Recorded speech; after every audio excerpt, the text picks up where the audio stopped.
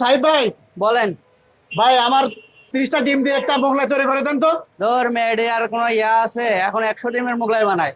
100 ডিম দিয়ে? হ্যাঁ। আরে ভাই আপনি 30টা দিয়ে বানান না ভাই। ঠিক আছে, আসেন। ভাই কি রেডি? হ্যাঁ, অবশ্যই রেডি। হ্যাঁ দর্শক আপনারা দেখতে থাকুন, এখন কিন্তু ডিম ভেঙে ভেঙে দেওয়া হবে। ভাই 30টা হয়েছে ভাই? অবশ্যই।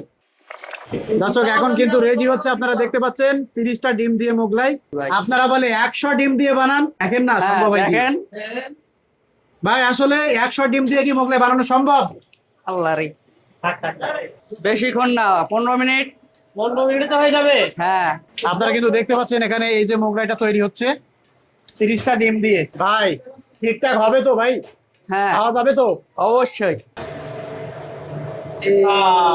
কোনটাই দিল ভাই? ভাই ডিম বেশি হওয়ার কারণে কি ডিম বের হয়ে যাচ্ছে? হ্যাঁ হ্যাঁ হ্যাঁ ভাই মোগলাই পরোটা কি রেডি? হ্যাঁ ভাই, আপনাদের 30 ডিমের মোগলাই এখন রেডি। আচ্ছা আচ্ছা, থ্যাংক ইউ আপনাকে, আমাদের এবার উঠাই দেন। দর্শক আপনারা দেখতে পাচ্ছেন এখন কিন্তু আমরা চুলা থেকে মোগলাই পরোটাটা উঠাই নিলাম। ভাই হয়েছে, কাটা হয়েছে? হ্যাঁ ভাই, এই যে আপনাদের 30 ডিমের মোগলাই হয়ে গেছে, রেডি। ভাই একটু এদিকে আসেন, এদিকে আসেন। আমরা এখন যে 30টা ডিম দিয়ে যে মোগলাইটা তৈরি করলাম সেইটি আমরা এখন খেয়ে দেখাবো আসলে কেমন হয়েছে। বিসমিল্লাহ। ভাই 30টা ডিম দেওয়া, আপনি বামাত দিয়ে দেখায় ভিতরের অবস্থা দেখতে বুঝতে পারতেছেন যে আসলে কি পরিমাণ ডিম এটার মধ্যে রয়েছে। আসলে আমরা তো অনেক জায়গায় খাই, কিন্তু এটার একটা বিশেষত্ব আছে যে এটা হচ্ছে 30টা ডিম দিয়ে যে মোগলাইটা তৈরি করা, এটা কিন্তু টেস্ট একটু ভিন্ন রকম হয়েছে। আপনারা চাইলে আরো বেশি দিয়ে বানাইতে পারেন।